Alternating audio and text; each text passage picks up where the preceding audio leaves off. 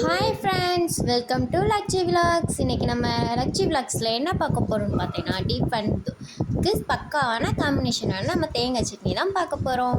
தேங்காய் சட்னி ரொம்ப ஈஸியாக சிம்பிளாக பிகினர்ஸ் கூட அழகாக செஞ்சிடலாம். இப்போ எப்படி செய்கிறதுன்னு பார்க்கலாமா? வாங்க.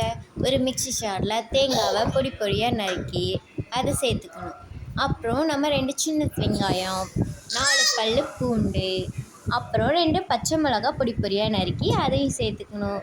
அப்புறம் தேவையான அளவு கருவேப்பிலை கொஞ்சம், கொத்தமல்லி கொஞ்சம் சேர்த்துக்கிட்டு, பொட்டுக்கடல 1 கப், எவ்வளோ தேங்காய் சேர்த்துருக்கோமோ அதுக்கு கால்வாசி பொட்டுக்கடல சேர்த்துக்கிட்டு அதை கிருன்னு மிக்சியில் அரைச்சிட்டு வரங்களே நம்ம எங்கிட்ட ஒரு தாளிப்பு ரெடி பண்ணிடுவோமா?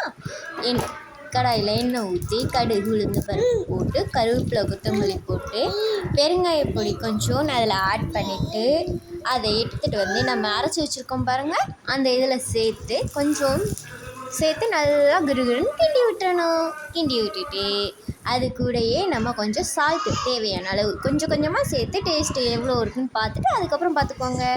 இப்போ நம்ம சுட சுட தோசைக்கு இந்த தேங்காய் சட்னியை வச்சு அழகாக சிம்பிளாக டின்னர் முடிச்சிடலாம். எங்கள் வீட்டில் வாரத்துக்கு 7 நாள்னா அதில் 4 நாள் நம்ம தலைவர் தான் இடம் பெறுவார்.